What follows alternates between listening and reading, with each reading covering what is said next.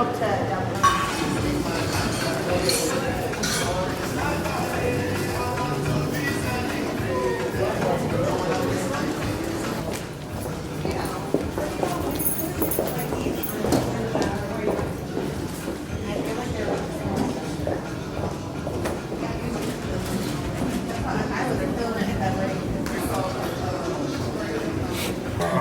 finally made it by the grace of God. We're here in Houston.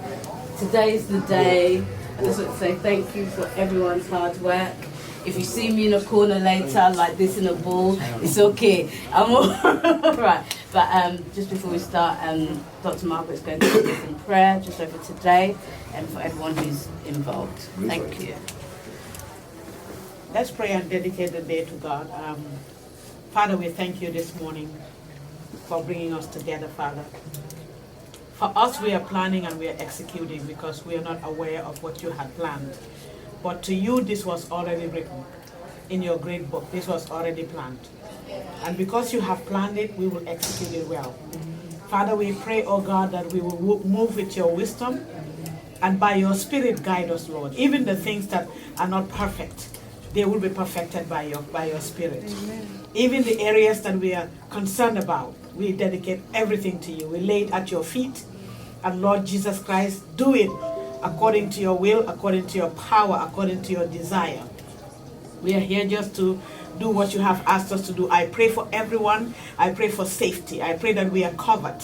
I pray that there shall not be any accidents. There will not be any incidents. There will not be any negative report coming out of this place. Father, we will leave this place gloriously as we came in power, God. And this, everything we do here, Father, it is the glory belongs to you. May you be glorified in UK. May you be glorified in the USA. May you be glorified in Ghana. The little that we are doing here, Father, it shall go to the four corners of the world. And when we are lifted up, when we are celebrated, you are glorified. We give you all the praise. We give you all the glory. Let your will be done in our midst today, and let your will be done in this event in Jesus' name. Amen. Amen. Thank you. Africa for the win. Come on, come on in, come on in, come on in, come on in. Africa for the win. Come on. There you go. Hey guys. 1, 2, 3. AfriExpo. Woo!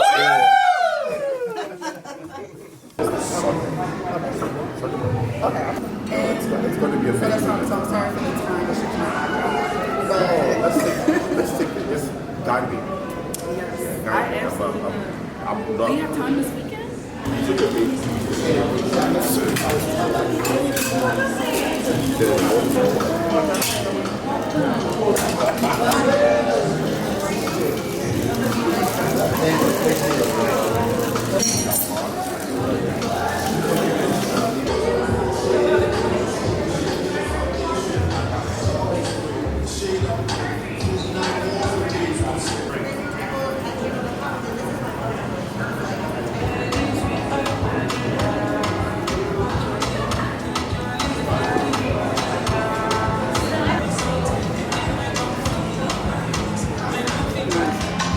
Good morning, Houston!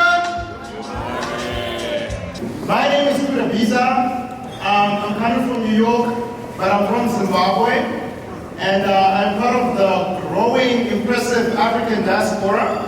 And I'm really happy to be here today for a couple of reasons. I was in Accra in October with Yenta and Lisa, and I was there for business. And they were actually planning this event. I got to sit in for about 5 minutes as they were kind of like thinking through how they were going to bring this vision together. And it just so happened that I'm here to actually see that dream come true. But just to introduce myself, I'm an entrepreneur. One of the things that I do is I bring companies to Africa. So last October, as I was mentioning when I went to Benta, we actually brought one of the largest conglomerates from Barbados on a 4-country tour, and Ghana was our first stop. What's interesting is that during that trip, we were able to identify not one, not two, but 21 opportunities for this company. And this company does close to about $1 billion in revenue. And in my mind, I'm thinking, if one company can come to Africa, visit 4 out of the 54 countries and identify 21 opportunities for bilateral trade, what if we could bring more, right? So I'm really excited about this expo, and I would like to say welcome, esteemed guests, visionary leaders, business owners, and diplomats and everybody in the room.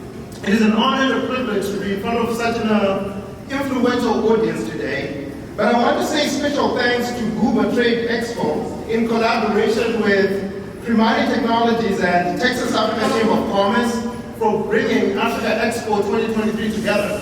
It's such an amazing accomplishment. Thank you. You all say that it takes a village, so it's definitely taken a village to bring this true. And I heard someone say that the breakfast was beautiful.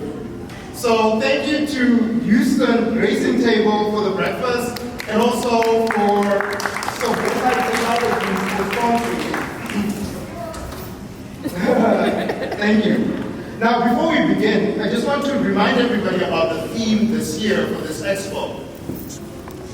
It is beyond the conversations, a new dawn for Africa, a new dawn for business between Africa and the United States. For too long, discussions about Africa and US trade have just been that, right? You know, discussions.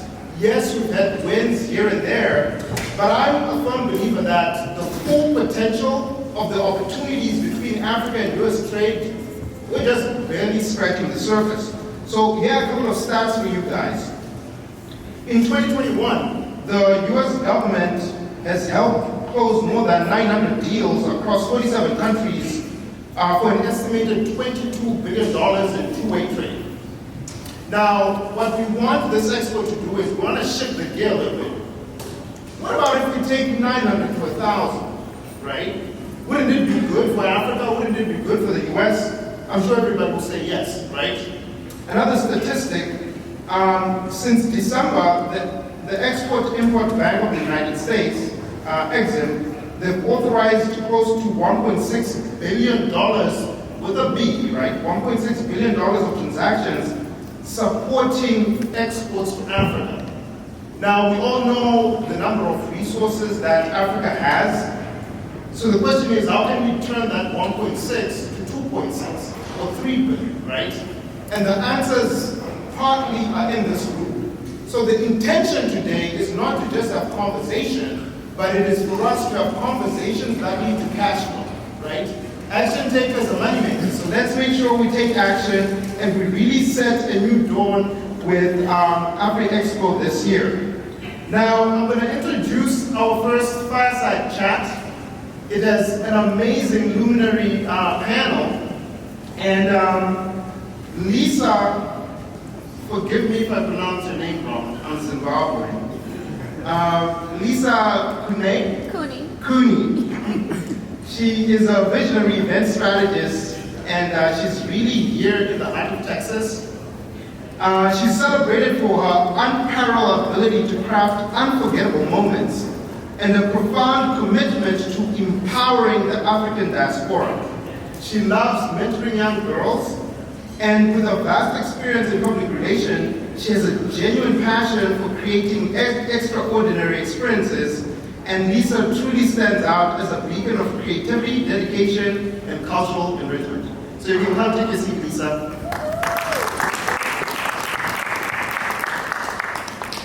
Now, it's not every day that you get to actually meet a member of the British Empire. Lady Denta, as she's affectionately known, Denta, she's an entrepreneur, actress, singer, and Denta, what is it that you cannot do, right? You can do everything, right? And what I love about Denta personally is that she's a huge advocate for the African community, especially her home country, Ghana. She's the founder of the GUBA Awards, and she's had tremendous impact in celebrating the achievements for people from Africa. So Denta, come.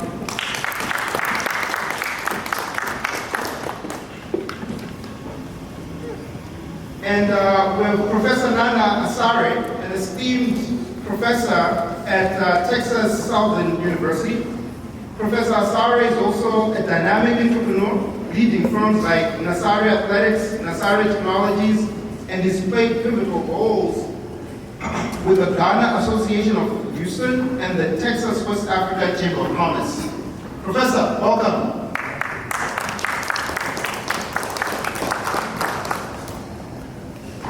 And forgive me if I pronounce the name wrong, I'll do my best.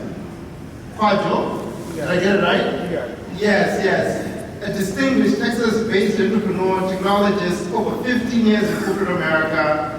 You have an impressive career, and you really stand out as a pivotal force in engaging the African diaspora, especially focused on development for Africa. And one of the initiatives that you lead is your consulting firm, Premanni Technologies. A round of applause for Kwajo and Lisa, take it away. Good morning, everybody. We're very excited to be here. So today we're going to be speaking with our esteemed partners and just going a little bit into what is AfriExpo, how did this all come about. So my first question is going to be, please tell us how the partnership came about. I'll pass it over to Lady Denta. Okay, thank you. Good morning, everyone. Oh, no fufu, no benku, is that why? Good morning. So, GUBA, I'll say GUBA Trade Expo, first of all, started out in the UK. GUBA stands for Grow, Unite, Build Africa.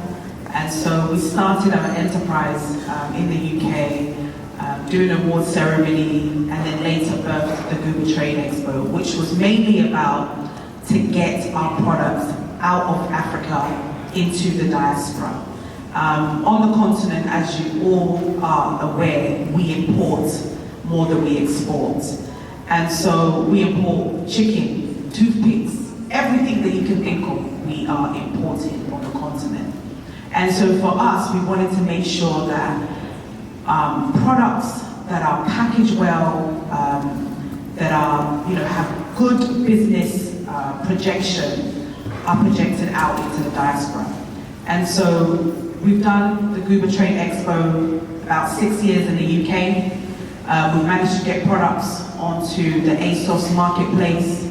We've managed to have products in Tesco's in the UK. And we've managed to get some of our shea butter, which already Body Shop exports shea butter from Ghana. We've managed to get another supply chain onto the Body Shop company. And so this conversation started out basically us wanting to do another trade expo in the US. And so met Kojo, and Kojo was like, hey, we need to do it in Houston. And I was like, Houston? Like, where's that? And so that started, met Prof through COVID. We were doing during COVID, we were doing some trade talks actually, and met Prof, and Prof was like, yeah, let's do this. And so it's taken us 3 years, literally it has taken us 3 years to make this happen, and I'm so glad that we have made it happen, because there are so much bigger prospects that are going to happen from this event. Like Kuda said, there's opportunity on the continent and here is vast. We need to make sure that partnerships are grown. There are businesses like, we have Caveman, who's here, who does watches in the continent. And he's looking for partners over here. Yes, there's Rolex, but then there's Caveman. And so sometimes the information, you guys won't have that information, we have that information. So it's making sure that we are promoting and pushing out these information. And so that's why AfriExpo was born, and I'm so glad that you guys are here to witness the first ever one.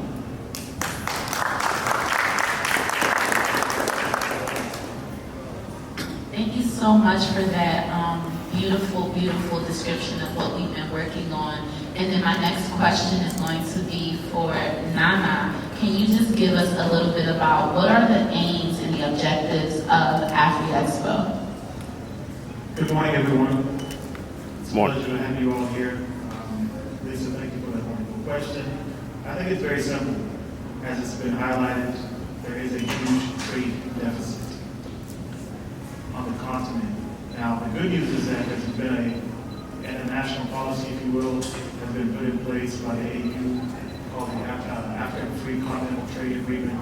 But those of us that are in diaspora, we ask ourselves on a daily basis, what can we do to help close that gap? Are we just going to wait for the continent to fix its problems, or are we going to use our knowledge, our resources, our training to better those that are back home and also enrich ourselves in that process? And so, to answer your question, this is an attempt that has been made by many organizations to link businesses here in the diaspora as well as businesses back home on the continent. And so this is our initiative, this is our take on it.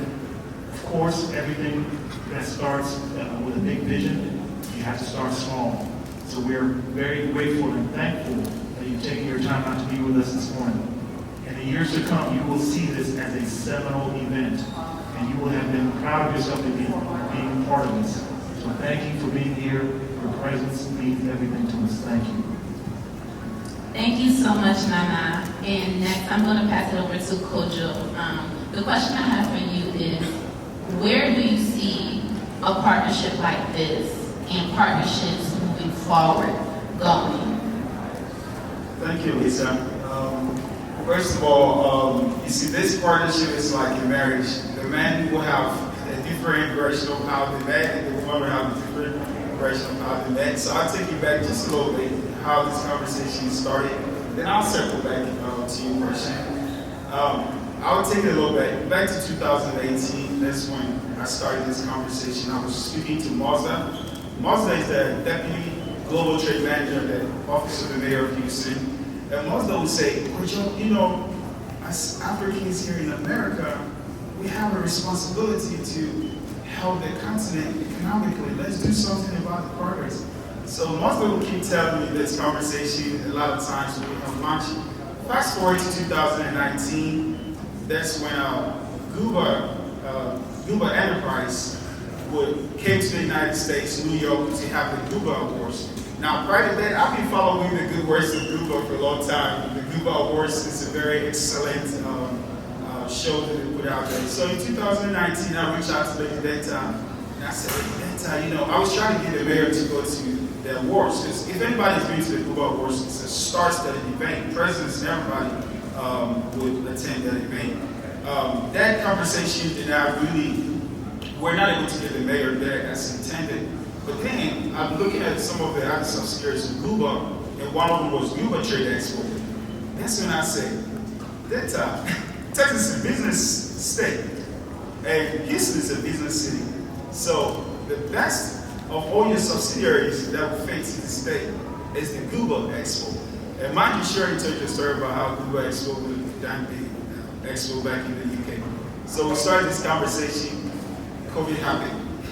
So we had to put it on hold for a couple of years. But last year, I reached back out to her. The World Cup is coming to the United States in 2026. And for me, I said, our community, referring to immigrants, black people, Africans, African Americans, we are somehow disconnected from the bulk of the economy, the business. There's billions of dollars that's flowing through the state, but we're not really connected to it.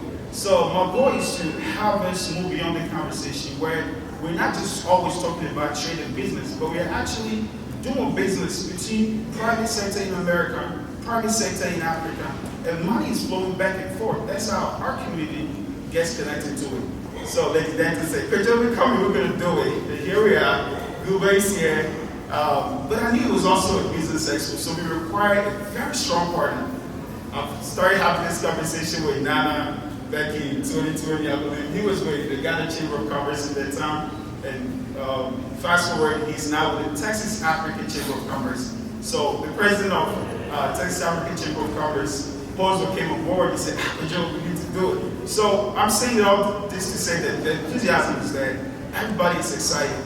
but we just don't want to talk. We really, really want to move beyond the conversation. And that means that start something, start connection. All of you are here during the network session. Ask somebody, how do I extend my business to Africa? How do I go to Ghana? How do I go to Rwanda? There are parties in Africa that also want to come to the United States. And this is the platform that we are offering to facilitate that.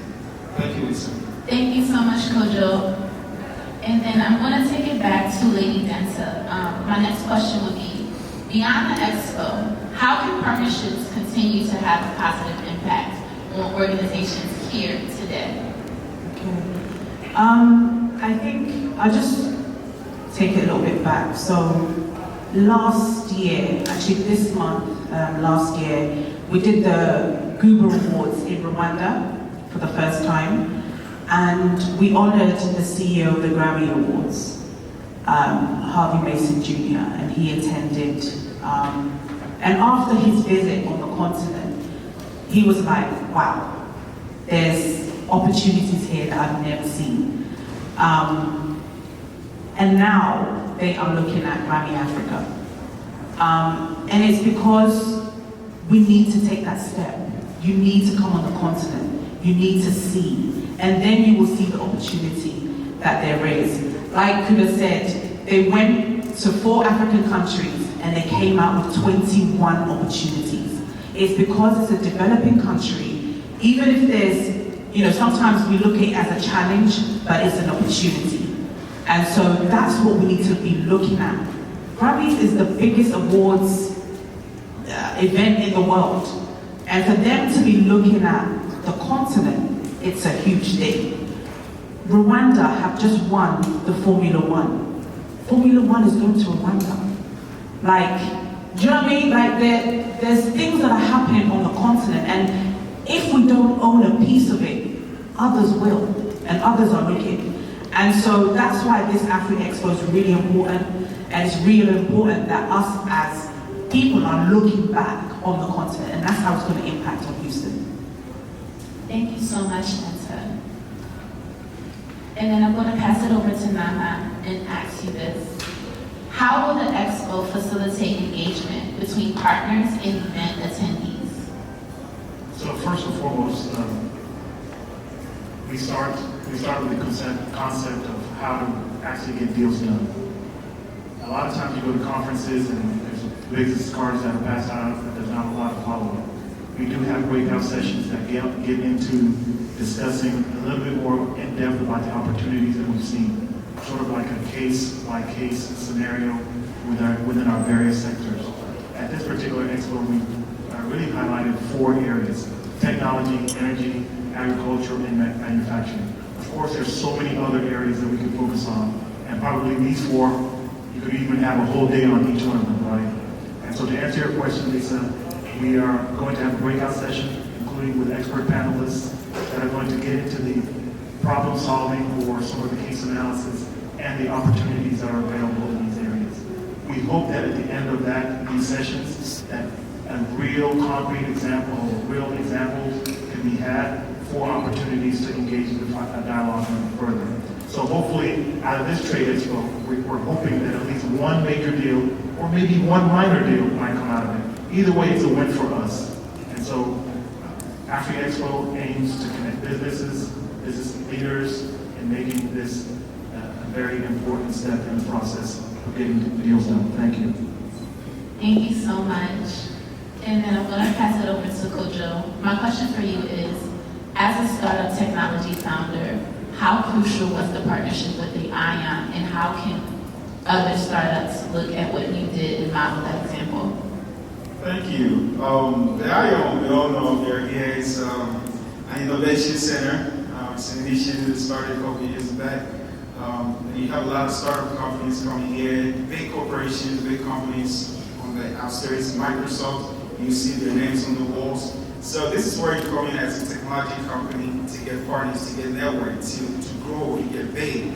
And I'm very excited that I'm connected to the ION to Advanced Premanni Technologies. It's a technology consulting firm, digital marketing, website, everything. We power the technology behind AfriExpo. So we're excited about it, and I'm happy with the partnership with the ION. There are some other initiatives in the works where we want to establish some partnership with technology organizations in Africa to the island so that we can also move the knowledge transfer in Ghana. So thank you very much for that question, and I'm excited about it. I look forward to it. Thank you, Kojo. I'm going to pass it over to Lady Denta. If you can give our audience and people here action items on how to follow up with GUBA, the enterprise, the Trade Expo, what would some of those things be? Take a trip to Ghana or somewhere on the continent. We actually set up an organization under the enterprise called GUBA Diaspora Network, which helps diasporans come to Ghana and do business. One of the things that frustrates us as diasporans is that when we come back, we feel like there's no way to support. If you don't know anybody, you're literally lost. One of the things that we're not good at doing on the continent is providing information. And so this is what we do. So like I said, we're working with the Grammys, we're working with other big corporations that are in Ghana, that are in the US, that are planning on doing business in Ghana. So if you want to do stuff on the continent, we can help. We do things in Rwanda, Kenya, South Africa, and Uganda.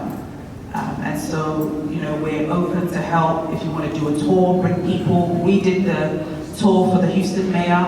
So we organized everything from A to Z. 30 people delegation, did a trade mission, did a tour to Cape Coast, to Lymbar, all of that. And so we are open for partnerships with people that want to actually take that leap, bring businesses. If you want to do B2B, if you want to match the business that you have here on the continent, we can do that. We can do employment as well. There's a company that's based in Minnesota. They're a tech company, and they wanted, tech people on the ground so that they can halve their wages. And so we were able to get them tech people that can work on their companies. There are people that are setting up call centers as well for their businesses. As you know, a lot of them are based in India or Pakistan. Now they are moving on to the continent. So these are things that you can be thinking about. Healthcare is big as well. So we are there. You can follow us, GUBA Trade Expo, GUBA Diaspora Network, or myself, Denta_show, and then we can help assist with anything that you're looking for on the ground. Thank you. Thank you so much, Denta, and thank you to our esteemed partners. We look forward to hosting you guys.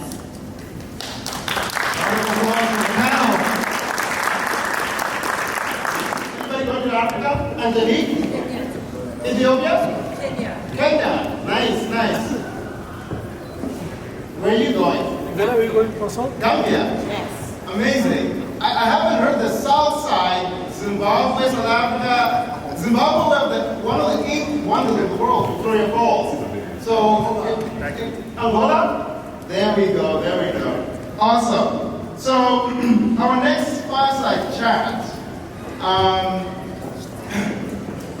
is going to really focus on building stronger, sustainable partnerships and really the importance of closing the gap. It's going to be moderated by Angelique Bartholomew. Thank you so much, TJ.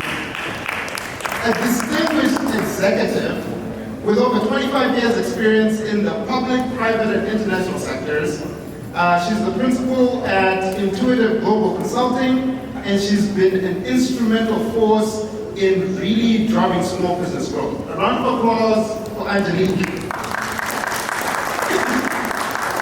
Angelique is going to be joined by Poso Ganame.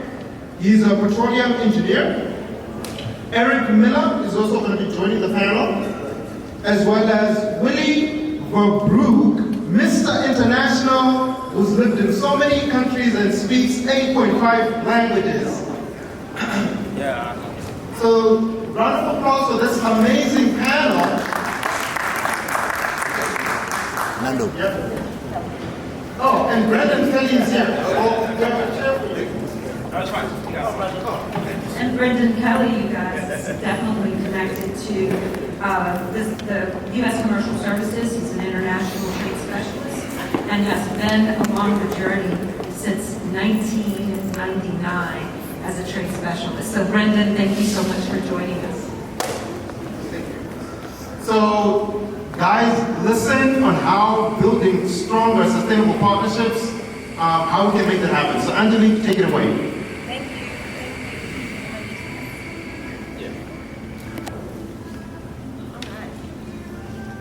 All right, thank you so much for joining us today. We're really excited about this conversation because it really leads us to much of what the previous panel discussed around the challenges that we're facing.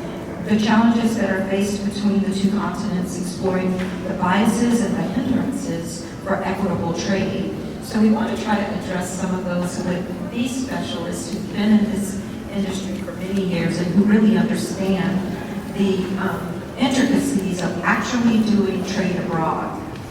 So I'd like to open up with asking the question, how can the African diaspora in the United States contribute to building stronger partnerships and fostering connections between the two regions? And I'd like to throw that one out there. I know that each of you have some comments about that, but I'm going to ask Mr. Ganami to try to address that directly. Thank you.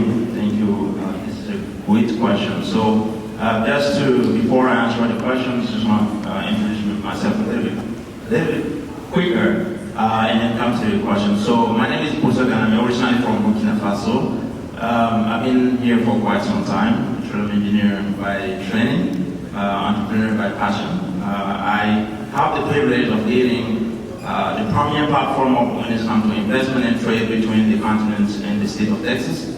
We're able to bring many African ambassadors to Houston for the first time in their country history, to come and meet with Houston elected leaders, business leaders, and to promote the business opportunity of the countries. We're able to bring a lot of ministers as well from the continent to Houston. And more recently, we're able to bring 4 head of state, including the Ghana president here in Houston, and we intend to keep doing. And we couldn't have done that without your support, without the support of Exim Bank. Eric is here, the U.S. Department of Commerce, and Willie is also on our board, providing with a strong advice on how to have a successful event.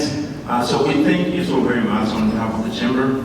I'm going to come to the question. So the diaspora is the backbone of the development of the continents, and I think we have a prototype when it comes to the impact of the diaspora in Rwanda, for example. This is a country that came from genocide, and now is one of the leading economic countries in terms of developments of the continent.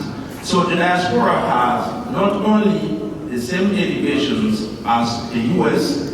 Citizens, but also they understand how to do business with this company.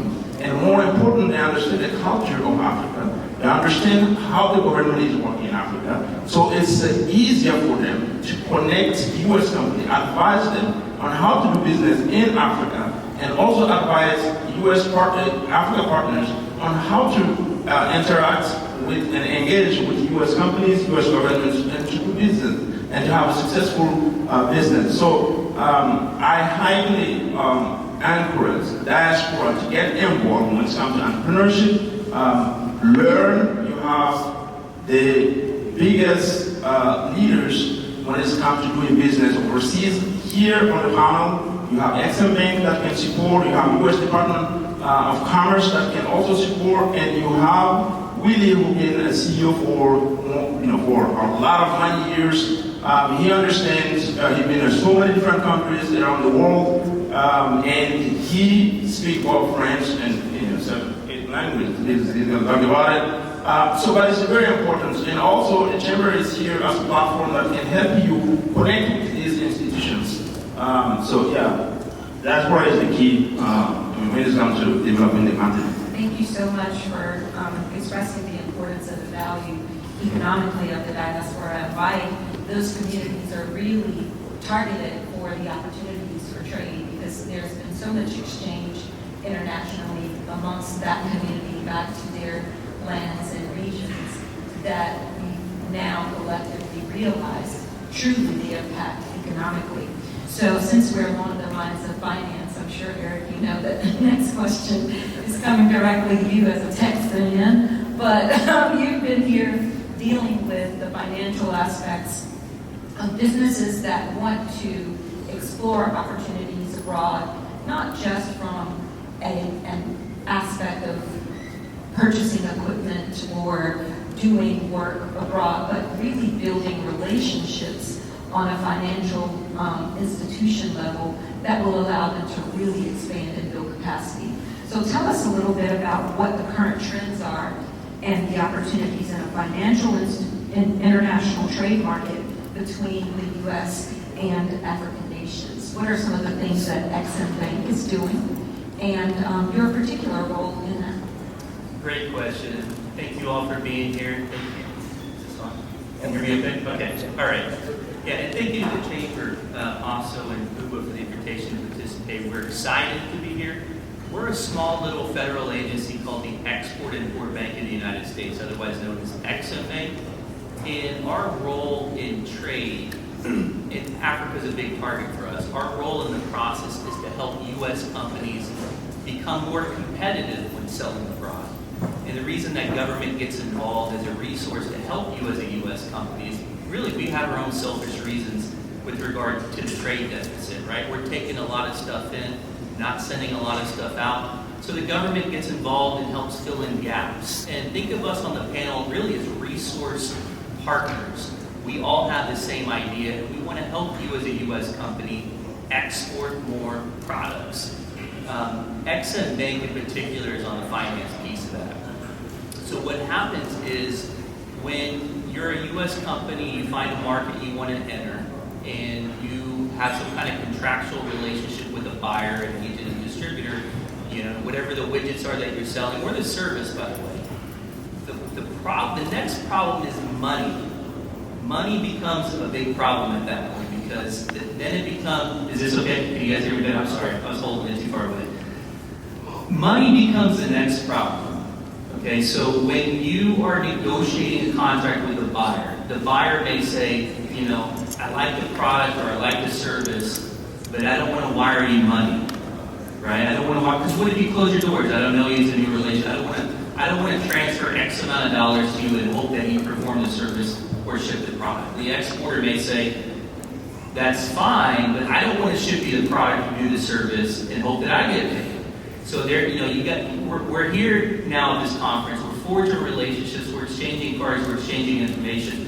The next thing is, okay, well, what do you want to sell and what do you want to buy? And then you agree on that. And then when money starts moving, that's when the bottleneck occurs.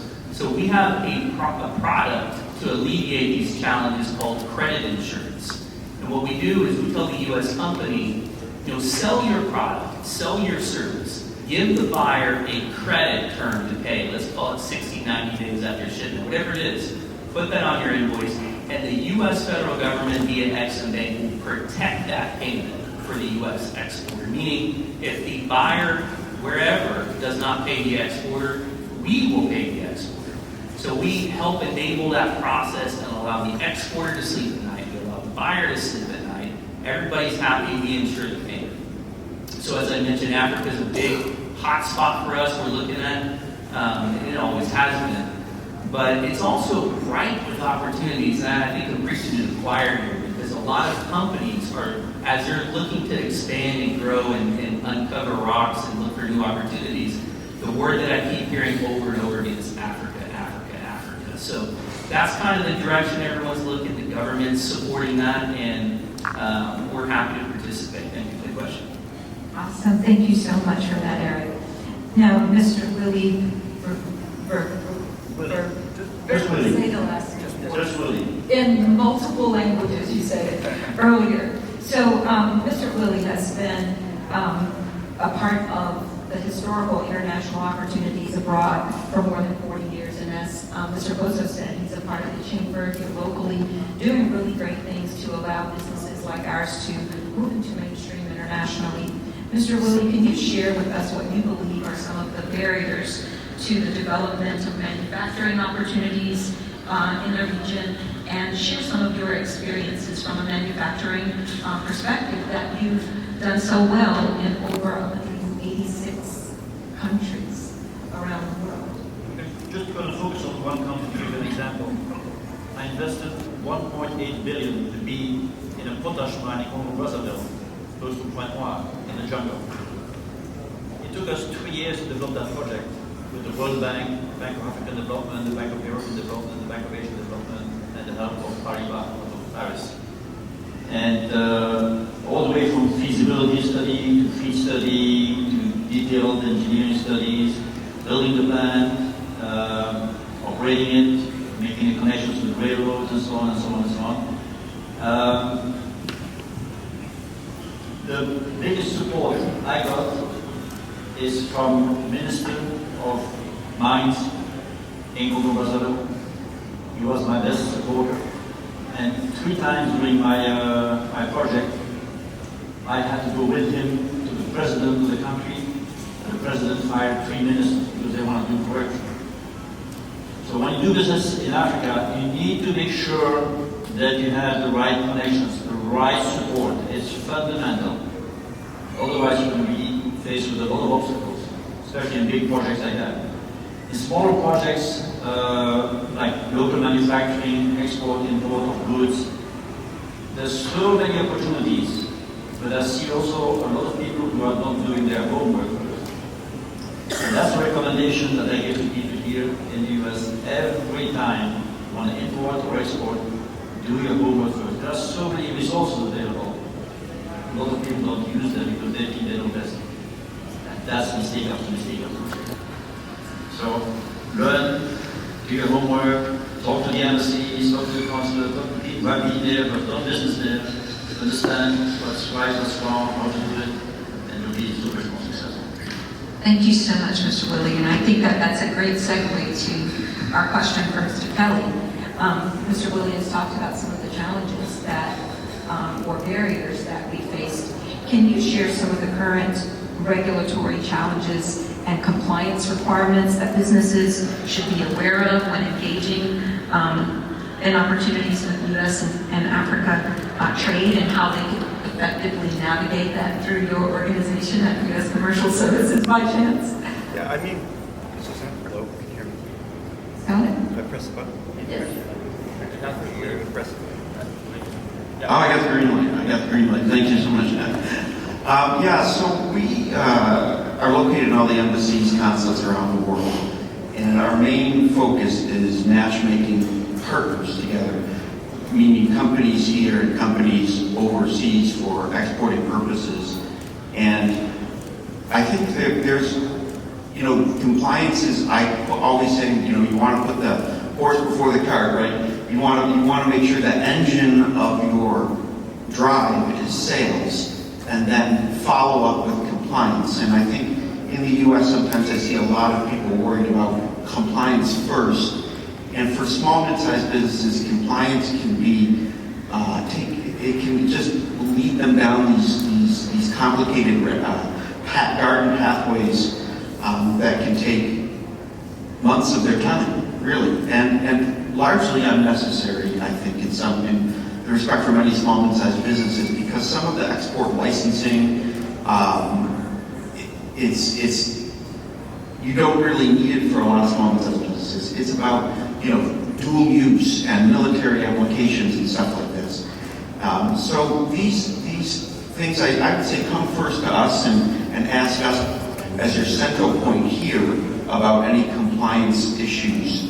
And we'll talk both about matchmaking and helping use our embassies overseas to find businesses, but also try to minimize the amount of work you have to do with compliance issues, because if you contact the other 16 agencies or whatever there are, that deal with all these compliance and other issues related to that, then you can have lots of your time absorbed. And I've talked to a lot of people who come to me last instead of first, and they say, wow, I wish I would come to you first because it was months of time.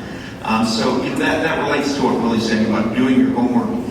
You also want to learn to not do certain parts of your homework as well, right?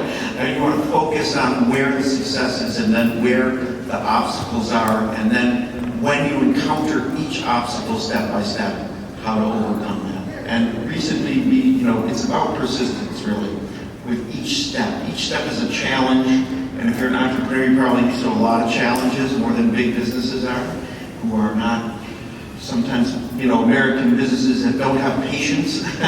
And that's true anywhere in the world. I think I just want to say one point on that. I hear a lot about, what are the challenges of Africa, but I think there's more challenges with Japan and Germany than with Africa. I've seen more success dealing with that. And this year within the last year, we brought 2 trade missions to Africa this year, 2023, to Kenya, and then we just had another one to multiple countries. They did a stop in Nigeria, South Africa, I believe. And it was full. We had capacity. We had to turn people away. We've never had this. It's happened since the end of COVID. And it's a very positive aspect of growth. So that's why I want to say persistence, because we, like Eric said, we want to see you back here next year. It's about that building of that relationship over time. Thank you so much, Brendan. I think that's a phenomenal way to actually address the next question with Mr. Poso, because I had the chance to visit Kenya through Lake Free Fisheries and Africa is Open. And going to that event that you're talking about and participating in AmCham and the Kenyan government settlements was a really big part of the actual dive and experience. Just as Lady Denta said, you actually have to step foot on the continent to really experience what is available. You can almost feel it through your feet. And I hate to say that because it's so cliche, but when you landed there. So with that said, Mr. Musso, what do you consider some of the most significant policies and pieces of legislation or treaties that have allowed us to get to this point where we're actually at the AfriExpo with agencies like these and the chambers really connecting on conversations around it? What do you think are the most significant pieces of legislation or policy that these people can actually study and learn about? Thanks, Angelica. This is a very significant question. So first of all, I will say we need to find a way to process the visa for our delegate. We have many entrepreneurs that sign up somehow. The visa process they didn't even have appointments before to the events. So that's a big challenge that I think the U.S. government needs to work with XM banks, Chamber of Commerce, U.S. Department of Commerce, and all stakeholders to come up with something that can help and ease the visa transactions for those that want to come to the U.S. to do business. And some of the African countries it's easier. There's an e-visa. You just need to go and apply, and you're ready to go. And I think U.S. is a little bit strict, but I think we should come up with a strategy like TSA, where you have a pre-check to go through all these process preliminary qualifications. Once that one is approved, so whenever you are ready to come to U.S. for trade, I think you should be able to get your visa as quickly as possible. That's the biggest challenge, and also find the best way to educate the African diaspora. Most of us, as African diaspora, we don't understand how to engage with the U.S. federal agencies when it comes to export, and that's a critical point. And there's funding available that we are not aware of. There's a training available for free that we are not aware of. There is a business strategy, business plan that is available for free. Willie is chairing a score, which is fully focused on mentoring folks. So these are things that we need to come with a strategy on educating people so they can fully understand. And this way, we will automatically increase trade between the two regions. Thank you. Thank you so much. And of course, we're paying attention to the various programs and opportunities or initiatives with Africa, as well as at AU, although they haven't had a lot going on. Speaking from a financial institution standpoint, Eric, what are some of the partnerships between governments and businesses and the financial institutions that will enhance the U.S.-Africa trade opportunities in the years ahead under some of these programs? Yeah, great question. So, give you an example. Earlier this year, we approved the largest renewable energy deal in the bank's history. It was almost $1 billion for Angola. The exporter was out of Florida. It was called Sun Africa. They're going to be the project manager. But we supported that deal, $1 billion of U.S.-made solar panels, wiring, inverters, batteries, all that stuff going to Angola. And that's a big deal because most of that product is normally not built here. So for us to support that, going to your question, the partnerships involved, the resources involved, now that's a complicated project when you get to that level. You've got multiple governments involved, you've got multiple corporations involved. We're what's called an export credit agency, otherwise known as an ECA because we love acronyms in government. So export credit agency. So when we support a deal of that size, those projects that get that big, oftentimes there's other products in that project that are built elsewhere. Let's call it Germany. And what we can do as far as government partnerships is we can partner with the equivalent of us in Germany, the ECA, the Export Credit Agency. We could partner together and both finance that project, whereas the German piece is going to be German-made and the U.S. is U.S.-made. So that's kind of a multi-government, multi-nation approach to financing a foreign project. And we also work with other U.S. government agencies, obviously, U.S. Commercial Services. We work with DFC, it was formerly known as OPIC. DFC stands for Development Finance Corporation, so they're a project financier also, and they're looking for equity or debt in foreign projects. So we all kind of have, as U.S. government agencies, we all kind of have the same idea. We want to finance foreign projects, we want to finance trade that involves the export of U.S.-made products and services going to the environment, whether we work with other U.S. government agencies or other foreign government agencies. That's excellent. I think that's one of the hiccups that really needed clarifying for those interested in exporting and trade, how you actually partner with them to accomplish that goal, both locally and abroad. And of course, Mr. Willie, with that said, there are a lot of infrastructure issues and regulatory challenges, as well as corruption, things that we have all heard on the news and seen in the news. How do you address those issues, or what light can you shed on the global economic uncertainties and the impact of the financial opportunities ahead for these types of programs that will support small businesses getting into the country outside of these issues? It's very easy to look. You have to do a very simple risk analysis. First, country. Politics in the country. Is there a war? What about economic? Is the country growing? Is the GDP growing? What about monetary? What about education? You have to do your homework, and there are plenty of resources available. 99% of people know where these resources are or don't use them. Come to talk to anybody on this panel here. We have all access to enormous amount of resources. We have contacts left and right that can help you, very specific for a certain industry, a certain country, a certain opportunity that you see. Do your homework. Just come back to the same thing. Awesome.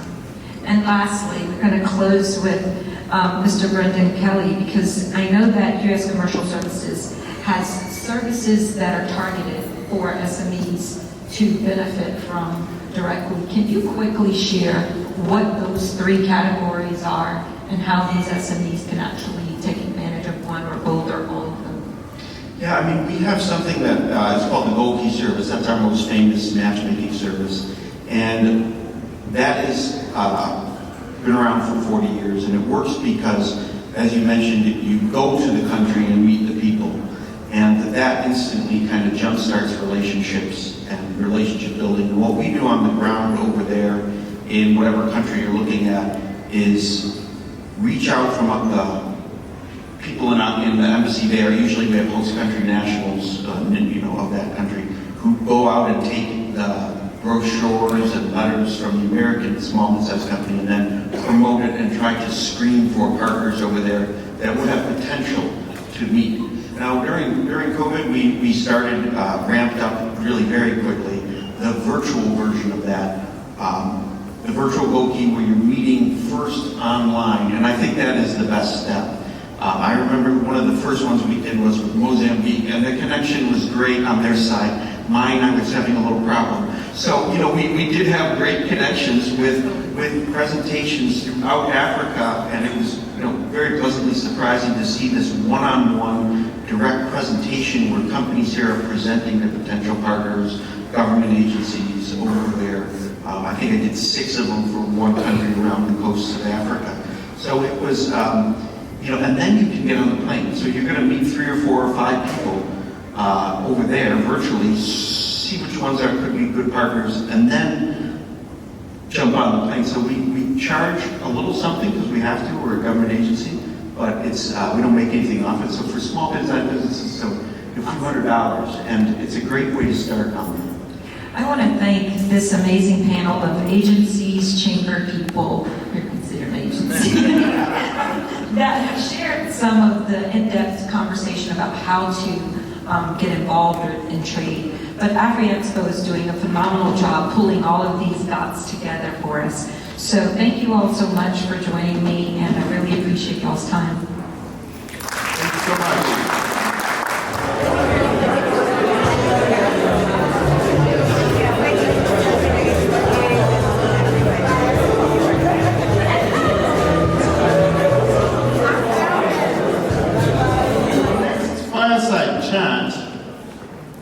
Is going to be focused on how we navigate bilateral opportunities for economic growth. And I'm going to be moderating it. And I'm really excited because it's an amazing group of people that are going to be joining me. And the first person on the panel is Dr. Jovita So, who is the principal technologist at HP. Also joining us is going to be Dr. Benon Darko, CEO of AfriExpo. Round of applause for him. Hailing from Kenya, we have Michelle Mbewo, who's also going to be joining this panel. And last but not least, we have Dr. Eric Edmonds, who's also going to be joining the panel.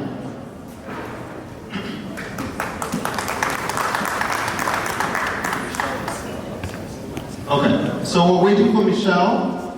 Okay, so while Michelle is coming, I'm just going to go through a little bit about the bias of the panels, for the panelists here. So Dr. So, he has over 25 years of experience in technology strategy, and right now he's with HP, but he's worked at Microsoft before. He has a doctoral degree in computer science, an MBA, and you're also an assistant professor at University of Houston. So welcome. And then Michelle is here. Welcome. So Michelle, she's an international executive business leader, and she has a couple of patents, I believe, and also is quite known for her involvement in Lakeview Fisheries, which is a groundbreaking venture in Kenya focused on the fishing industry. And Dr. Edmonds, he's the visionary behind Mansa Memorial Hospital in Ghana, in the Ashanti region. And he graduated from University of Houston and USC in California. And not only is he a healthcare leader, but also he's a partner at Chase Group, that's focused on commercial operations, mergers, and organizational systems.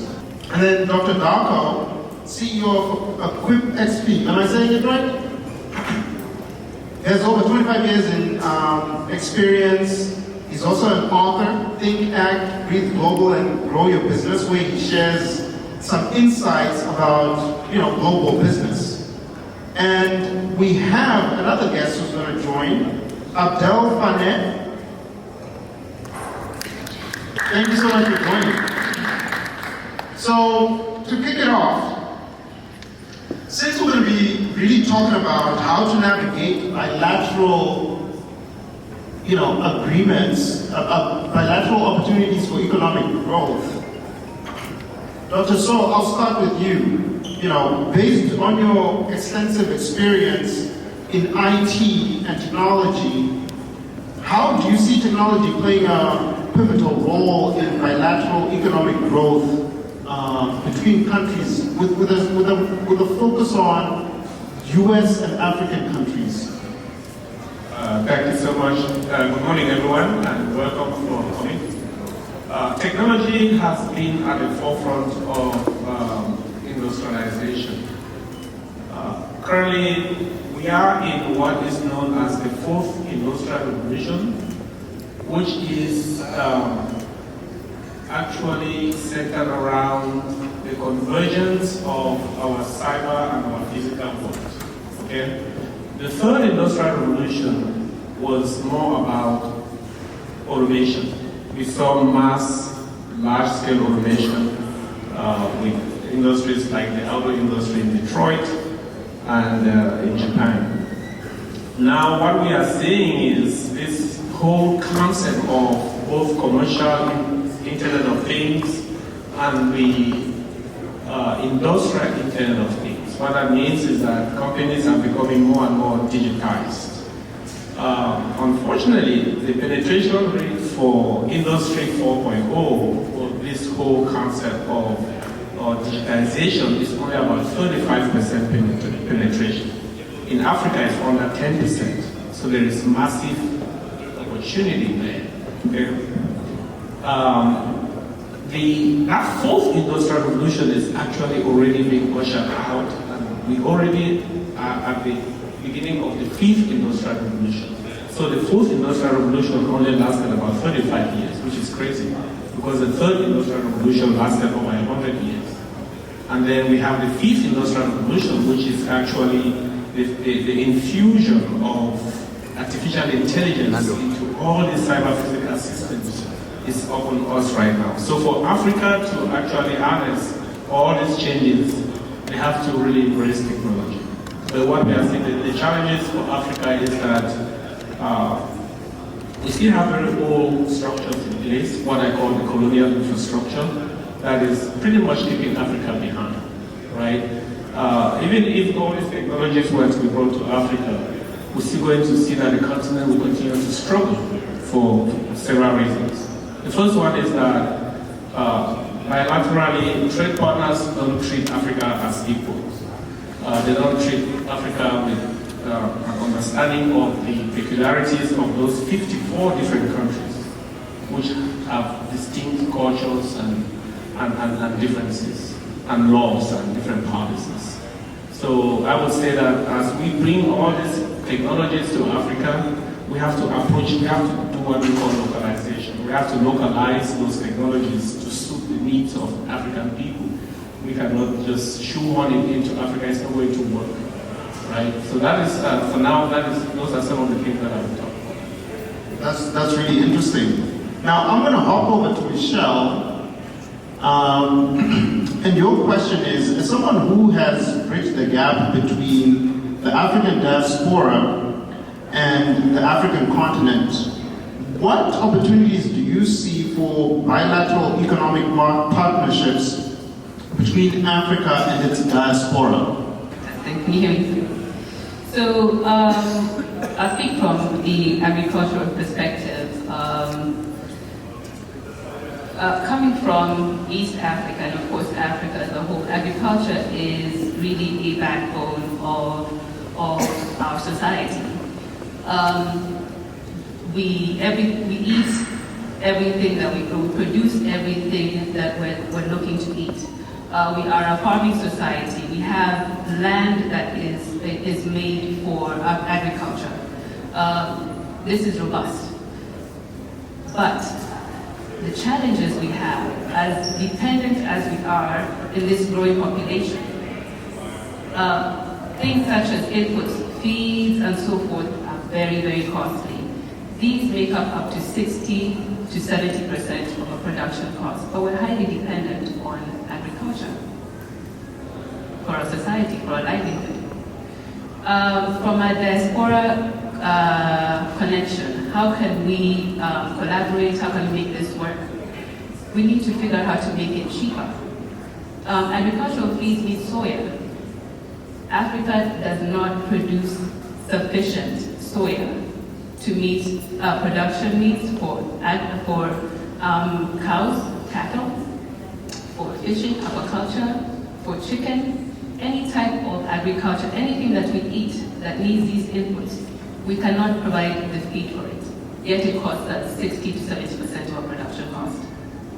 Guess who produces the most of this? Countries like the US, Brazil. These are the global producers of these raw materials that we need to be able to eat and sustain our livelihoods.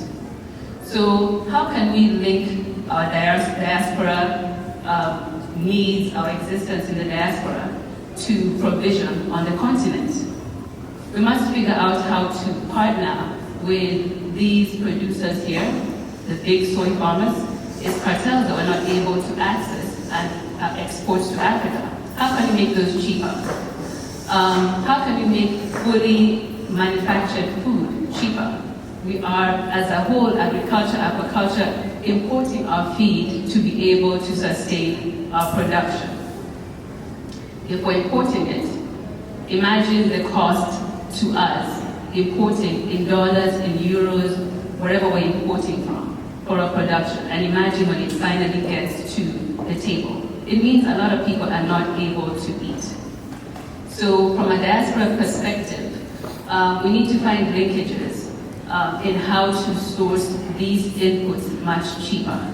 When it comes to anything related to the raw materials, when it comes to the equipment, center pivots, we have a lot of land. This is where we're growing our feed. Very arable, very good land that we're able to produce. We don't have the equipment to be able to make that happen. So I think these are some of the linkages that we need to explore as diaspora, members of the diaspora community. Thank you so much, Michelle, for sharing. I think a good segue from what you were talking about in terms of agriculture would be healthcare. So, Dr. Edmonds, how can healthcare initiatives drive bilateral economic growth, and what lessons can other sectors learn from this? Okay, thank you. That's a very loaded question, but let me try to deconstruct it for a second. I live in the space, in a very curious space of I am part-time in Houston, the rest of my time in Ghana. If you have any enterprise in Ghana and you're not there full-time, good luck, right? So that's a real challenge. The advantage we have, though, in healthcare is unlike many other sectors, when you get something wrong, businesses fail. In healthcare, you get something wrong, people die. That's the very simple principle that when you show up in my part of the world, which is Ghana, and try to get people to understand that, it usually doesn't resonate as easily as it resonated here. So that's one big challenge. You have to know exactly what's your why. So I was talking with Ben and Jim not too long ago. Having an enterprise and trying to strike some bilateral agreement and having an enterprise in Ghana and different African countries are great. The only problem, though, is that despite the similarities we have with administrative, even political or different systems, in Africa, we have, or let me say for Ghana, we have completely different epistemological, how we know what we know is completely different. So when you're talking to people in different parts of Ghana, you want to be very, very, very mindful. How do we strike businesses? How do we make it work? He said something, I think I'll build on what Dr. Javita said. You just don't show up in Africa, anywhere on the continent, and pretend you have a prescription for it. It won't work. You can't show up with preconceived ideas. It won't work. It evolves every single day. I'm a very big proponent of Ghana. Again, if I came from Kenya, Tanzania, anywhere else, I'll be championing Tanzania. You will never hear me say anything bad about Africa, in principle. because that's where I'm from and I'm very proud of what we do. There are challenges though. I am not kind of delirious, they're reality. You can't leave with the blueprints you see in America. Show up and lay it down and get everything to fit. You have to re-customize it, almost like he called it localizing. I said you need to almost deconstruct it and put it back together. If you do that, it works. So last point on that. I love ideas, entrepreneurial ideas, saying we're going to different parts of Africa and we're going to do something. That's great. Do your homework. Willie said that. Do your homework. That's great. But most importantly, once you show up, one point I always like to leverage the local expertise. There's some contextual wisdom there. You may have all the bright ideas and have all the money, but there's something they know. I used last thing with my hospital. We have 60 human beings who are working. We have midwives, we have nurses. They may not have all the fancy degrees and nice certifications and all that, but we deliver about 30 babies every single month. We are doing something right. Right? And you get in there, we don't have the best of resources, I know. But there's one thing I tell the people I work with every single day, even when I'm not here on the phone every single minute. One thing I tell them is caring doesn't take money. Show me you can. And so when we come in every single day, these are elements that we bring to the room. So when you're a partner with an enterprise in Ghana or anywhere in Africa, pay attention to some of the very, very basic constructs. See what they know, see what they believe in. If you understand and you look for those things, I think you will find a much cleaner synergy than just picking a name out of a hat. I hope I almost answered your question. You did. So, Dr. Darko, you come from a background where you focus on capital equipment. And if you look into what, let's say, Dr. So was talking about, there's a lot of infrastructure that needs to be developed in Africa. What opportunities do you see today from a bilateral perspective where some of the capital equipment that really need to go into Africa to help develop Africa lie? And how can we play a part in making sure that this is realized? Because we all see the potential, we all see the possibilities, but for some reason, there's some missing piece of the puzzle that needs to go into the puzzle to make things work. So the whole reason why we established Equipmex PLC was to find a way to export or deliver capital equipment into the continent. There is a lot of things that need manufactured. In fact, I started a commodity field where we export commodities. The commodities to be grown in Africa, but there's limited capital equipment in Africa. Now, there are opportunities out there for manufacturers to come in and manufacture plants and so forth. That's where the area we're focusing on now. Now, when we started, the ability to purchase these capital equipment required substantial amount of money. So we had some challenges in the beginning, but we found out we needed to provide some type of solutions for these buyers or clients. And that's when we started providing financing to be able to meet that need. Because there's a lot of infrastructure, like you shared, infrastructure needs in Africa, but it requires equipment to get these infrastructures established. From road construction to oil and gas equipment to technology equipment, dealing in the technology field. It's all equipment driven. So our goal was to figure out how can we provide the financing for these people to purchase, or for clients to purchase these equipment. So we use the likes of Exim Bank, we use the likes of IFC, and different products that the U.S. provides for us to be able to help the African to export to Africa. We use all those products. I think Eric Miller was here earlier and shared some of those products. We've been able to utilize some of those products to of course, there's a lot more work to do. There's a lot of, again, like I said, manufacturing going on, and that's an area I see that it's needed, that where clients need these manufacturing plants to produce added value to their inputs. So those are areas that I think are possible.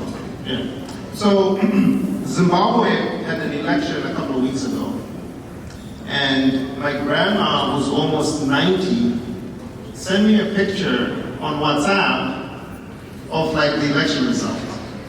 Now, for me, it's kind of like a testament where she lives in an area where she does not have electricity. There's no electric grid, but she has a phone and internet and charges a phone using solar, which now means that cybersecurity is now going to be something that a lot of the African countries need to start thinking about. So, Abdel, how do you see cybersecurity playing a part in Africa's development, and how can we navigate it from a bilateral perspective? So first of all, thank you. Great question. So I do want to piggyback on what my colleague said earlier, Dr. Jovita. He said that we're in the 5th industrial revolution. This is very true. Artificial intelligence will change the world, right? Now, when we look at Africa, just in the past 20 years, in 2005, Africans with internet access was only 2%. In 2021, this number increased to 43%. This tells us that something is happening. There is a change that's happening, right? We're expanding our technological footprint. Now, as we continue to expand our technological footprint, we need to ensure that those technologies are secure. Earlier this year, we had the opportunity to present before the ECOSOC, African Union ECOSOC, and we went to Kenya, first time being in Kenya. In fact, I haven't been back in Africa about 10 years now. I was born in Mali. And when I went to Kenya, I was very impressed. I was very fascinated with M-Pesa, right? So are you trying to impress Michelle? Yes. she's from Kenya. M-Pesa, fantastic. It's nothing that we have in the US, right? And I started thinking, wow, how does this work? You don't have the internet. How are you able to send money to someone? Of course, I am a technology and cybersecurity expert, so I started doing some research. And I thought, wow, this is fascinating, right? But, you know, with this presentation that we've done in Kenya, what we did was we took a look at 30 of the most technologically advanced countries in Africa and more, right? We do want to do research on each one of them because at the end of the day, as we continue to enable and empower people to use these technologies, we want to make sure that these technologies are secure. That you don't wake up one morning, your entire bank account is empty, right? So leading into your question, we're in the 5th industrial revolution. Our whole world is now becoming technology driven, right?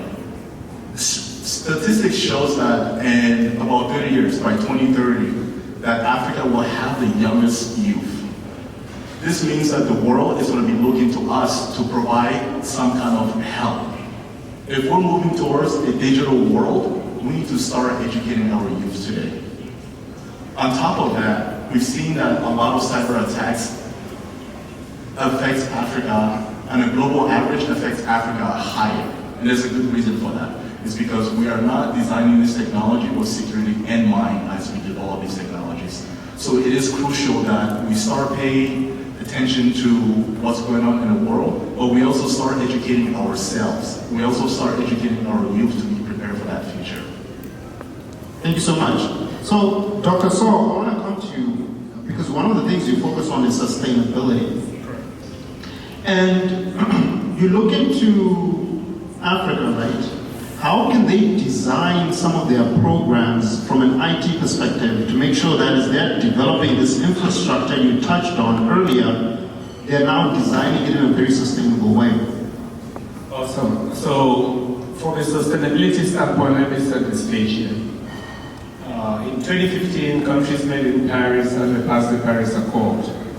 As part of that, all the countries that signed on to the Paris Accord sign on to what is known as the National Determined Contribution, NDC, which means that they are making a commitment to reduce their carbon footprint by 1.5 degrees centigrade on a path to being carbon net zero by 2050. 2050 is not a long way away. But at the same time, African countries and a lot of what is known as the LDCs, or the less developed countries, recognize that implementing those NDCs as is going to hurt them in many ways. So for example, a lot of those developing countries rely on extractives and fossil fuel for their own development, right? And Africa as a continent has only contributed only about 4% to the global warming crisis that we have. So if Africa was to go on that path, it's going to hurt them in the sense that they need those resources for their development, right? The UN then came up with this notion of NAP, which is a National Adaptation Plan, which means that those countries have to then create these NAPs as a way and integrate that into those various sectors, so healthcare, agriculture, or extractives, and oil and gas, and so on and so forth. So where I come in as a sustainability technologist is to build those programs that can actually infuse those principles without compromising the realities on the ground.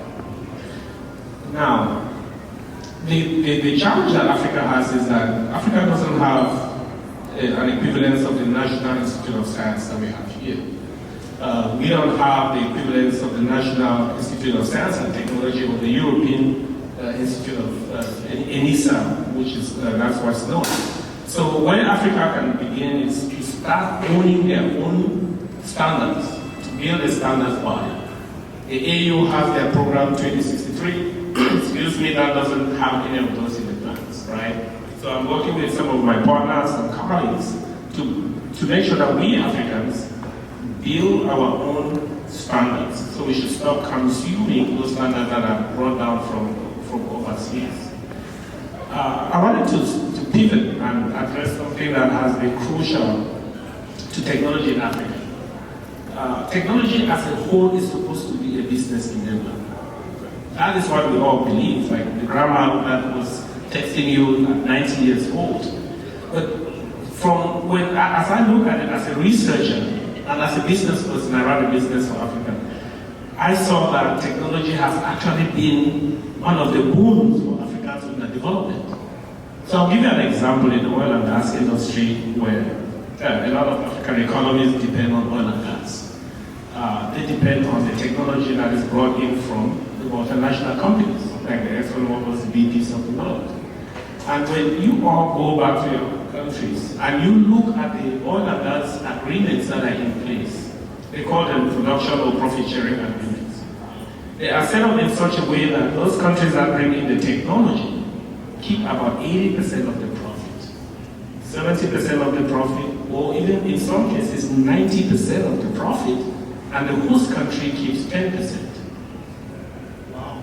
The reason is, they say they bring in the know-how and the technology. Imagine that.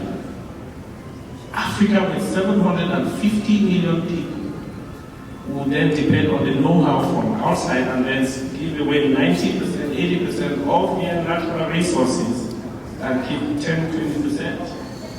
So I sit on the board, I sit on the board of directors of the African Energy Chamber. And one of the things we are fighting for is to rewrite all those production sharing agreements.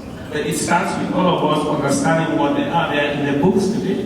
Even in the extractive industries, like in the Congo, where they are saying they want to stop exporting those cobalt because they are barely seeing any benefits from those things. So as Africans, what we need to do is to say, why should we keep importing all this technology from overseas and then literally giving away our natural resources for free? Right? That is where technology should be used as a business enabler in Africa. That's so true. So, Dr. Dapo, I'm going to come to you. You wrote your book, Think, Act, Breathe Global, and Grow Business. So your previous panel over here shared a lot of resources in terms of U.S. Going into Africa. It shared a lot of resources that I was able to use that made it successful. So I took that and put it in the book, my experience in navigating the waters or navigating the sea. So we're talking about GoKey. GoKey is one of the resources provided by the U.S. Commercial Services, which gives you access to clients internationally. We utilize that because sometimes you don't know where to start or where to go. So that was a good factor for us to go in there.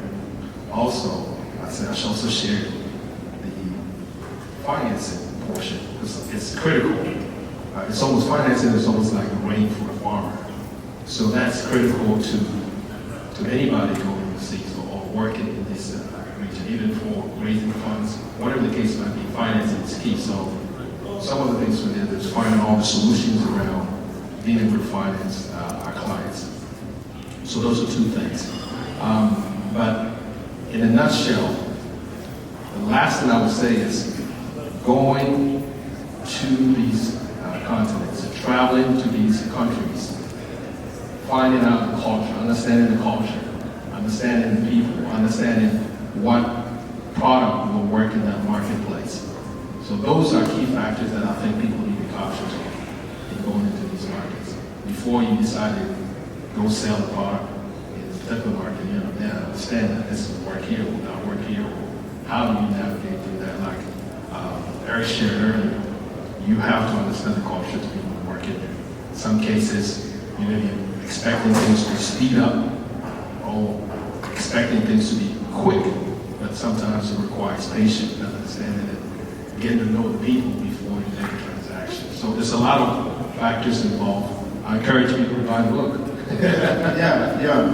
So Dr. Eric, one of the things that I noticed particularly in Zimbabwe, and it might be true in other regions in Africa, is the whole notion of brain drain. So you have a lot of nurses that are leaving Zimbabwe, going to the UK, some of them coming here to the US, and since you're in the healthcare sector, how do you then navigate that, right? Because obviously, from a bilateral perspective, you know, we need to figure out ways where we keep our local talent and maybe even attract talent from the diaspora coming back home. So, can you speak a little bit as to, you know, how you're dealing with that since you're in the healthcare sector? Yes, I can, and I'll go very quickly. We adapt. That's the shortest answer for it. And the reason is the nurses in Ghana are walking out in droves and going to UK. They are leaving, going to Dubai, going everywhere else. So it's not just one African country. They are looking at the money and say, if I do the same amount of work here for 8 hours, you're going to pay me X. I go here, they'll pay me X times 5. This is common sense. I'll do that too if I can. So they are moving out. The real challenge for me is, and again I'll speak from the other side, I call something the Good Samaritan complex. We in Africa can't wait for somebody to show up and fix our problems. That's the reason why when I wake up, I dream Ghana, I dream Africa, I really do. Because I try to find local solutions to make it work. And so specifically to brain drain, I just keep grooming new people. Because I figured out I can't compete with the pay rate of the doctor who's leaving and going to the United States. I can't imagine. So in Ghana, for instance, I tap into almost a patriotic sense of we have to build the thing so that when somebody's coming in, they can join us to make it work. Nobody in America will show up, or nobody in his right mind in America will show up to stay here. Again, I call it divergence in value propositions. An American is coming in to make money. Makes sense. I will too. So when he comes in, you need to give him value. Rather than acting like, oh, he's a good Samaritan. And Ghana, we are notorious for saying this, I don't know about other African countries. You ask every Ghanaian, why should I come to Ghana? Oh, we are nice people. We have a peaceful nation. And you listen as an entrepreneur, as a reason, you don't want to laugh, but it's so comical Nobody's coming because you're a nice guy. The person is coming because it's a value they can retain from you. If you have that value, sell that value. And the person will do business with you because of the value you are giving, not because you're a nice guy. So short answer, I can't compete with the guy going to Dubai. I can match the rates. But what I do every single day, I talk to 60 human beings. And luckily in Ghana we have a song we have sang ever since we were little kids, and it told us our forefathers did all the work. Now it's up to you and me to continue. So I tap into that, and I said, that song you've been singing when you tell us it's your boy or a girl, this is it. Now I do. And so I get a collective, a team of doctors and nurses and pharmacists and PAs who really love what they do. So when I get a friend from the US, UK, who says, I have people who are coming in to say, how can I partner? Or how can I help? So they are not coming into a blank room with 60 crazy people standing around and saying, help me. You walk in and we look like we mean business. But the little that we have, we are making it work. So I can't fight brain drain. I can clean the little space that I have and make it perfect. And make it ready for the next person to come so we work together. That's well said. Thank you so much. And Michelle, just building on something that Dr. Eric mentioned, which is value. So you're in the fishery space, right? Do you export some of your products to other markets internationally? And if so, how do you showcase the value of your product? Because obviously you're competing with, fisheries from across the world. So that's a great question. In Kenya, there's a deficit of 450,000 tons of tilapia, which is the largest consumed fish in Africa, just in Kenya. My farm, which is the largest locally owned, produces 1,000 metric tons a year. So you answer that, am I able to export? But guess what? We are on Lake Victoria. This is the largest freshwater lake in Africa, the second largest in the world. We're importing fish from China. The US is importing tilapia from China. So that tells us that there's a need. So, in short, we're not yet exporting to the US and the West, not because we do not want to export to the West, but it's because we do not have the ability to scale up and meet production. Again, we are on the largest freshwater lake in Africa, the second in the world. So the lake has a capacity to produce. Africa needs to be able to scale up to produce to meet global demand and supply. Now beyond tilapia, a lot of people will say they don't like tilapia. There's also Nile perch and a variety of other fish that could be exported, but we need the ability to be able to export. Thank you. Now, I don't want to be selfish and ask all the questions, so Abdel, I'm going to let someone from the audience ask you a question related to cybersecurity. So, who has a question related to cybersecurity for Abdel? Okay, someone is going to come with a mic so you can ask the question.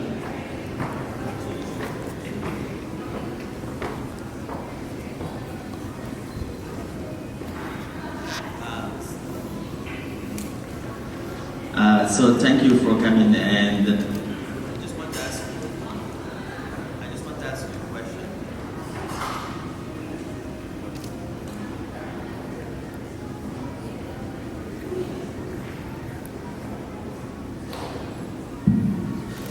Now it's working. So I just want to ask you a question about the cybersecurity. So you mentioned a little bit about Ambassador and what they're doing in Kenya.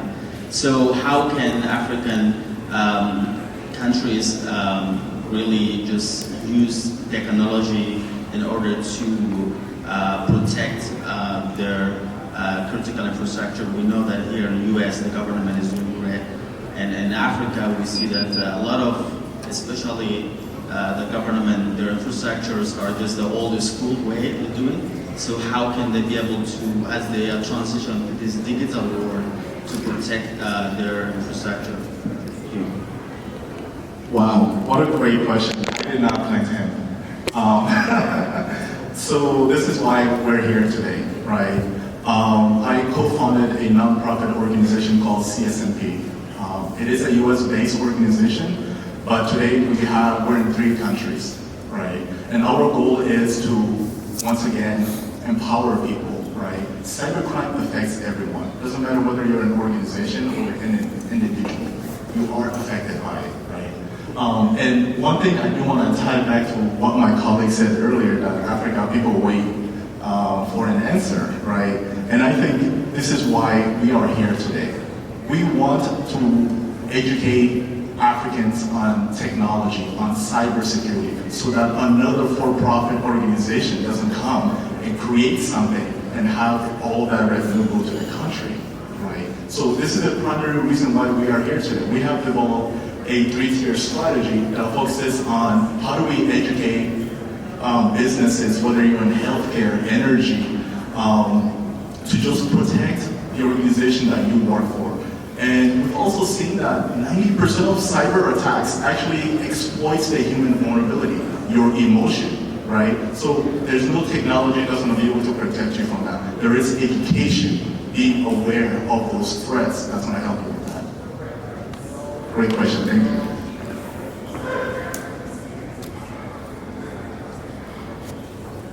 Yeah, let me add to that, by the way. So let me add to that. So first of all, what is critical infrastructure? When you look at the things that our civilization depends on, so electricity, so energy sector, agriculture, healthcare, the basic things. In the United States, they have defined 16 sectors that are so crucial to the existence of the United States. You can Google the word DHS, critical infrastructure. When it comes to cybersecurity, I mentioned earlier on that the world is increasingly becoming digitized, which means that we're going away from paper and moving all those things into our critical infrastructure, right? We're moving them online. And when you think of a sector like the energy sector, where we depend so much on technology that is brought from outside, we are completely defeated already because those resources are being stolen, number one, by some of our partners, our bilateral partners that are doing business with us. I was called into one of the big oil producing countries to come in and look at their oil fields. That country has 21 different, what they call, concessions, right? Blocks, 21 different blocks. Some blocks were producing way more than other blocks, and they wanted to understand why. Come to find out, long story short, the multinational company was literally stealing their resources, and they did not know because of what? They did not control their own environment. So cyber attacks could happen not just from those hackers that will intervene in your life, but also people that are doing business with you. And remember that one of the most important assets today on earth is data. Okay? Data is becoming an asset. Your data, your healthcare data, your financial data, any kind of data is what those attackers are going after. So as Africans, as anyone in the world, we need to protect our own data. And the thing is, if you don't control access, as he just mentioned, if you don't control access to your own data, then someone else is going to own it, right? In Texas, we say data is the new oil. What that means is that it has value. In the EU, they are already proposing that data goes on the balance sheet of companies. So, long story short though, to protect our critical infrastructure, I wrote a research paper called Localizing the Internet in Africa. You can Google it, you read it. It has some prescriptions of what Africans can do to take control of their own data estate, end to end. Thank you. Thank you so much for the question. And if you guys have other questions, feel free to reach out to the panelists after. We just want to be respectful of time, so you can camp after and you can ask them one-on-one. But thank you so much for coming and joining us on this panel. And there's going to be more programming following shortly. So thank you so much. We do it. He's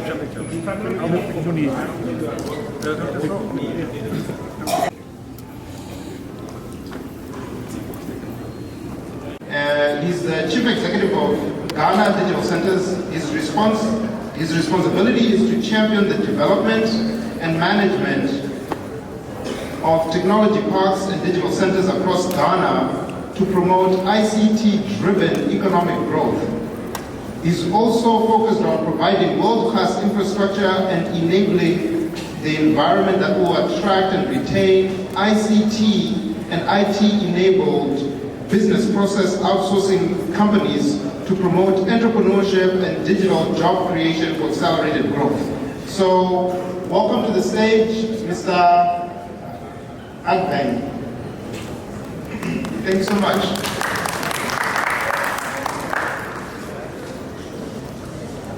Good morning to everyone. Please, the name is Kwejoba. I'm here to talk about Ghana Digital Centers Limited. Initially, it was Accra Digital Center, but from last year, the mandate changed and we spread what we started in Accra to other parts of Ghana. So the face has changed to Ghana Digital Center. And as you can see on the screen, this is how the center looks like. The idea was to create an environment like the Silicon Valley in America. These are old warehouses which was used by PWs, and it was renovated to create a technology park for Ghana in 2017. Our core mandate is to be a park to promote ICT-driven and economic growth for the country. We are to provide a world-class infrastructure and an enabling environment that will attract and retain ICT and IT-enabled business with BPOs, business process outsourcing companies, to promote entrepreneurship and digital job creation to accelerate economic growth. We are to foster innovation and entrepreneurship through the provision for business incubation, business acceleration, as well as digital research and development programs. We provide relevant ICT solutions for various sectors of the economy to cater for Ghana's fast-growing ICT needs through partnership with the private sector. I'm happy to, when I talk about private sector, I'm happy to meet Ambassador Erica Bennett here. She runs the Diaspora Africa Forum for Youth Employment. Last month we signed an MOU to help with call center training and call center development in Accra. So that is part of what we do. Since 2017, we've been able to train 50,000 youth, train them in basic, intermediary, and advanced digital skills, which has about 55% of female in attendance. Our minister, Honorable Osu, is very much particular about the gender representation. So every training that we have, there is a huge number of female representation. We even have a program called Girls in ICT that are tailored towards ladies in technology. We have over 300 startups supported through our incubation and accelerated programs in the various partnership platforms that we have. And as part of the gender representation, about 45% of these startups are female-led. About 40 firms, that is ICT firms, are housed in our enclave. Some are startups, some are SMEs, some are BPOs, and other innovation clusters within our enclave. We have over 5,000 digital ancillary jobs created through technology companies located at our center. Our key partners are Rockefeller Foundation. With them, we've been able to train over 1,000 youth in the underdeprived communities through the center impact sourcing programs. With Oracle too, we've been able to support a lot of the youth, especially the startups, in a program called Ghana Oracle Digital Entrepreneurship, which has helped place over thousands of students with programming. With this background, we realize that investment in Africa startups can help because for the past years, so 2021, we've seen that there is a growth of investment in startups from 4.3 billion to 5.2 billion. And Visa International has pledged that by 2027, over $1 billion will be spent in Africa to deploy new innovative technologies and deepen collaboration with their partners. The share of venture capital funding in Africa in 2021, that went to top 4 countries in the highest population of developers, that is Nigeria, South Africa, Egypt, and Kenya, rose to about 81%. We say that we should invest in our African developer because when you look at the younger age globally, you realize that the African youth is way 7 years lower than that in other parts of the world. So if we can channel our resources, our funding into programming, we can harness more talent from Africa. As of 2021, we had about 716,000 developers who were from Africa. About 3.8% year-on growth in the number of developers in Africa in 2021. So you realize that year-on there have been some additions. There is an increase in compensation for software developers in Africa as compared to the previous years, and it has risen to 11%. This source have been West Africa in August 2022. The global business services in Africa in 2021 also quoted that the total offshore market for Africa in technology will rise to 9.6 billion in 2023. That is growing from 7.8 billion in 2021. Collectively, the domestic and international global business services across the continent generate about $15.1 billion in revenue, which is expected to rise to 19.8 billion in 2023. These are all sources from the Africa Global Business Services report. Ghana has a scalable pool of English-speaking and computer-literate talent that are growing youth population in addition to a favorable time zone.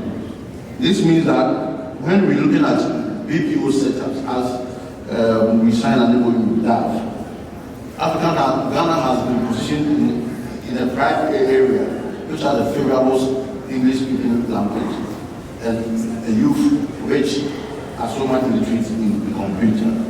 Ghana has established a data center to provide all necessary support services to BPO companies.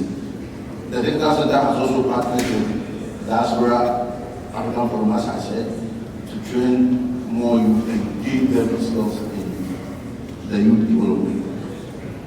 Besides all this, there are a bit of setbacks that hinder trade partnership, which I think if we look at to help scale up whatever we're doing.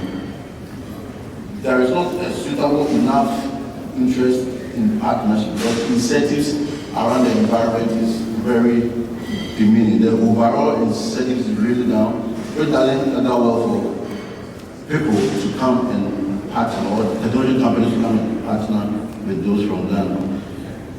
There are also tax, import, and labor restrictions that we think can be modified to help encourage partnership between SMEs in Africa and large companies in the US and other parts of the world. Trade restrictions are a big way higher, which hinder a lot of partnerships. There are also some difficult and illegal regulatory environments. Tech startups have to pay a lot of money to experts to ensure compliance with regulations that are sometimes not clear. Regulatory requirements differ in 54 countries in Africa, which makes it a lot of work for partners to scale faster across the continent. Africa needs to come up with a unified framework that makes it easier to scale into our regional markets. These trade restrictions, language barrier, and other factors doesn't help the entire continent to do business together. Language barrier is also another setback. Within all the 54 countries in Africa, each country has its own mode of communication, which makes inter-country trade very difficult. In spite of that, the Digital Center is setting up a language lab to train people, especially in French, as Ghana is surrounded by Francophone countries, to promote and facilitate our professionals to help in their work. Intellectual property is also another topic. Partnership may have some challenges as sharing priorities, technology, or ideas can be risky. People end up taking other people's intelligence, and patent rights becomes a problem. So these issues has all become regulatory problems for the young startup in Africa. Government can help mitigate the risk by enacting clear laws and strong intellectual property laws together with affordable and accessible process for intellectual audit and registration. Besides all this, there are opportunities for growth. Government has been supportive in Ghana, and the sector has launched various initiatives. The sector has launched various initiatives to promote entrepreneurship and innovation programs, providing favorable environment for startups and tech initiatives. There is a growing tech market in Ghana as well, with the help of consumer adopting technology, providing large markets for tech startups. Incentive opportunities. With a growing number of startups, there are increasing opportunities for investment in tech in the tech sector in Ghana, including early stage investment and growth stage investment. There is also a strong talent pool of young professionals, including tech professionals, which provides a strong talent base for the tech sector for growth. There is also high potential for growth with a growing economy and supporting government and a thriving entrepreneur community. There is a high potential of growth and returns for investors in the tech sector. So I will end here. Still, thank you.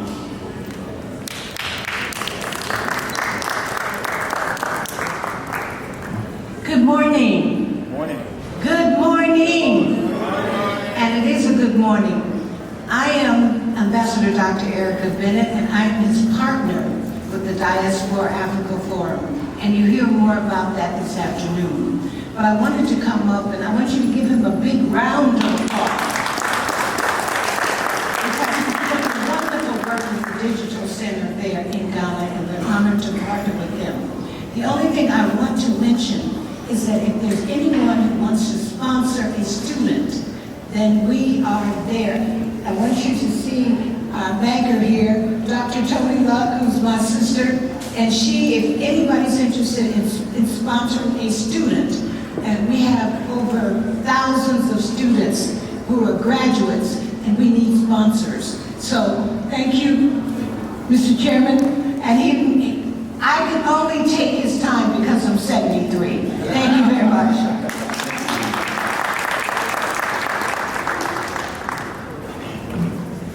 Okay, so our next spotlight is going to be Gazette Mortgage. Victor Lofin-Makin, a Washington, D.C. native who spent his formative years in Lagos, Nigeria, before making it Houston his home. Victor's dedication led him to serve as a commander in the U.S. Navy Reserves. He was actually enlisted as an air traffic controller. But now, beyond his military service, he's a business leader, leading multiple successful ventures such as Gazette Mortgage, Freedom Capital, Rockall, and a few others. As a best-selling author, his insights into success and wealth have resonated with many. He's been recognized by numerous organizations, including being named among Houston's top 20 under 40 rising stars in real estate, and clearly his impact is undeniable. He now channels his energy into philanthropy and public policy, so please welcome Victor onto the stage. Morning, good morning, good afternoon, everyone. I come bearing gifts. So I come bearing gifts. I'm a giver. So I'm just for some of you guys in here, those who qualify. But before I give out the gifts, I've got a small video that they told me I must play. So please cue the video, let's play the video, and then I'll give gifts. I'm a U.S. Navy veteran and a real estate professional. Over the past 7 years in Fairfield Realty, our knowledgeable and experienced realtors have helped. Hello, Victor Lofin-Makin here with Fairfield Realty, Gazette Mortgage, and Academy Property Management. I'm a U.S. Navy veteran and a real estate professional. Over the past 7 years in Fairfield Realty, our knowledgeable and experienced realtors have helped over thousands of people sell their homes for record price and in record time. The Lofin-Makin Group truly went above and beyond. They met me where I was knowledge-wise and focused on educating me first. I have 6 properties in my portfolio, and with Fairfield Realty's help, I was able to take advantage of the current market and sell off 2 of those properties. My experience with the Victor Lofin-Makin team has been excellent. I've worked with them on 2 occasions. In 2016, I was able to acquire a townhome, which I currently live in, at an excellent price. That process was seamless. I was surprised at how easy it was. It didn't involve much of my time at all. With Gazette Mortgage's help, I was able to cash out refinance on 2 others. And with Academy Property Management's help, I was able to get management on the other 2. The next year, in 2017, I was able to sell an unwanted family home. I was absolutely amazed at how much money I made from the transaction. Victor Lofin-Makin worked with me on every aspect with on how to get a new home for my parents and how to quickly sell that home and make a profit. I felt happy dealing with that process. I can't say enough about the Lofin-Makin Group. Give us a call today at 832-559-0880 and let us use our experience to work for you. Thank you.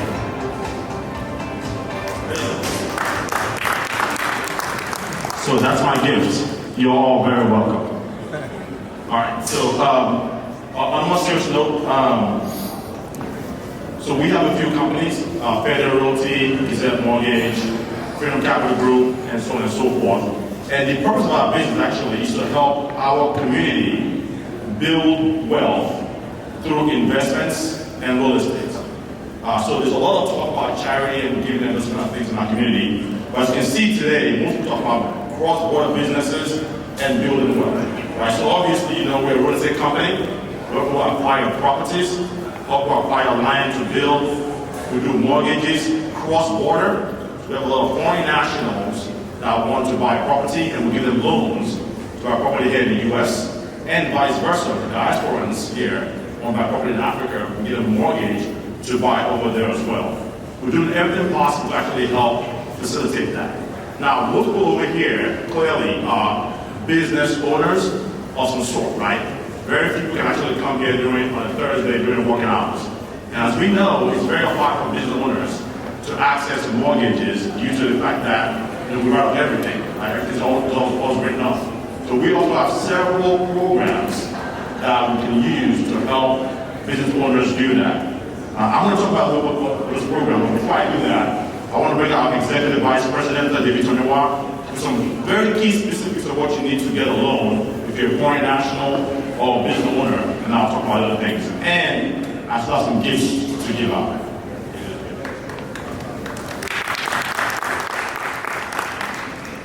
Thank you, Victor. Again, my name is David Tomiwa, and I am the Vice President of Operations for Gazette Mortgage. He pretty much said it all. He loves to put me on the spot, but we do our little part in, I'm just gonna hold this. We do our little part in helping people grow wealth in their own way. I see and I heard a lot of businesses from Africa. I'm fond of saying it's Africa to the world because we believe strongly civilization began out there. So really proud of what everyone is doing. But generally, if you are looking to purchase a house here in the U.S., a lot of people are fond of thinking you have to actually be a U.S. citizen or a resident of some sort. Absolutely not. If you have enough investment to pour into the economy, America is glad and happy to take your money, all right? So the typical requirement for a foreign national is a minimum of at least 25% down payment, and that could get you either in a second home, because many of us have our primary homes in our countries, and we come here pretty often enough. Or it could just be an investment opportunity where you can purchase a property and use it to actually build wealth. But either way, as long as you have the amount of down payment and you have a valid passport, you could qualify for a foreign national loan. The other loans are, like you mentioned, specific to business owners like us. A lot of times, business owners are self-employed, they don't have W-2s, they don't have tax returns. We do have non-portfolio loans that actually service everyone, and basically you don't need to provide anything other than, maybe a profit and loss statement or verification of employment or something of that sort. Either way, there's something for everyone. So we're here to help however way we can. We're doing our little part again in this process. My name is David, and I'm going to hand it back to Victor so he can give us all our gifts. Please give a round of applause, please. Thank you. All right, so just to wrap up here. So if you have any more questions about actually acquiring properties, homes, commercial, whatever it is, we have several of our agents in here. Obviously, David Tomiwa. We have Ms. Zainab. Please put your hands up, Zainab Kako, the beautiful lady. She's super smart. We have Samantha Jua up there, Samantha, one of our other brokers, and so many more around the place that are looking to be part of our company. That being said, I've also been told to speak a little bit about a trip we took last month to Africa. I was fortunate to be one of the delegates that the mayor asked to attend to Africa with them. We have Ms. Denta is one of the quarters of AfriExpo up there.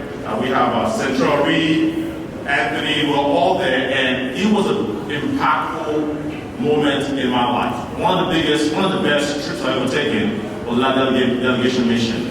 And I just want to encourage everyone here to really take to heart what the panelists have said and try to at least do something in Africa. Try to at least, rent a place there, go there more often, see the opportunity, and see what you can do to contribute and give back to the continent of Africa. America got so much already, right? And they always say, to whom much is given, much is expected. We've all been given a lot. We all are very, very fortunate to be probably in the best time in the world, with the world very forgiving, more resources to do anything we want to. So we owe it to the world to give it back, and to give back, especially to Africa. So please try to be entrepreneurial and do something in Africa. That being said, they said I'm a best-selling book of a few books. This is called Will You Ever Be Rich? It's a number 8 on Amazon bestseller list. Excellent book. By Denta? Yes, Denta read the book and she says the best. Thank you. Oh, no. Yes, sorry. I'm not. Wow. Thank you so much, Denta. You heard from that. That's not a paid advertisement, by the way. You heard it from her first. So I'm going to be giving out 3 copies here today. Right? I'm giving out 3 free copies. I'll be signing it to the first 3 people that will do something for me. So all of you, please get out your phones. I'm going to give you a photo to text to, and hopefully that becomes popular one day because you met Victoria and make it. If that ever happens. Maybe it might be, whatever. So let's go. You ready? Please put your phones. Text me your first and last name and your email address. So just like typing right now, so I'm going to give the numbers, so we're going to go first. First and last name and email address, the first 3 people. The phone number is 832. And if you already have my number and you send it before I say it, if I call it out, that won't count. 832-788-1782. First and last name and email address. That's it. Not your Instagram handle, nothing like that. First and last name, email address. Let's see here. Central, you don't count. No, I said don't call me. All right, that's it. Okay, we have 1 person. We need 2 more. We've got a second person. That's right. We got 1 more. There you go. So I'm going to announce the winners. And I'm going to be standing by here to sign a copy for you. Let's see here. The first person is Jonathan Lewis. Jonathan Lewis! Sound like Oprah.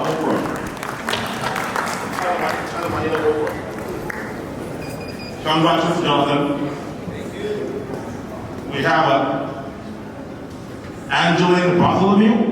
There you go. Hey, Angeline. There you go. And we have Karen Doku Johnson. There you go. Thank you all. Please get with us. Let's talk about how actually plan to build wealth, how you can be rich, or whatever it is before we leave. Thanks so much.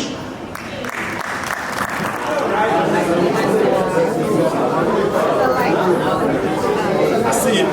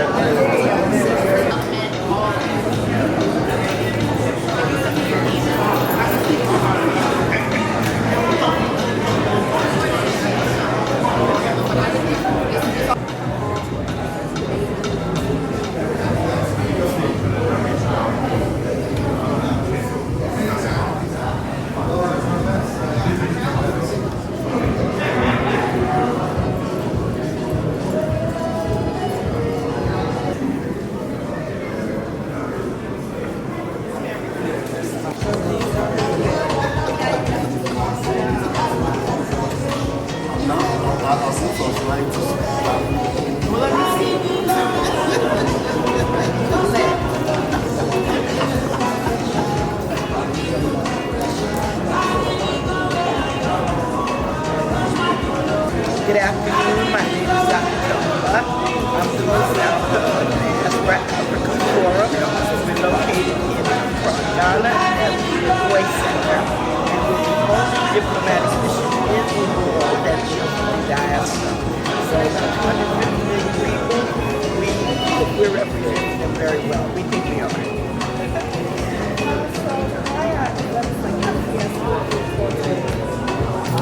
AfriExpo is important because it continues to expose the greatness of Africa. We have to change the narrative. We're not dying in the street. Everything is not happening. Everything is popular. We're doing business. We're growing businesses. We're manufacturing things. We're growing our businesses and doing what to do. But in the world that we came out of, that was so colonized and so destructive, I think we can do it. Where you have to deal with. That's right. Yeah.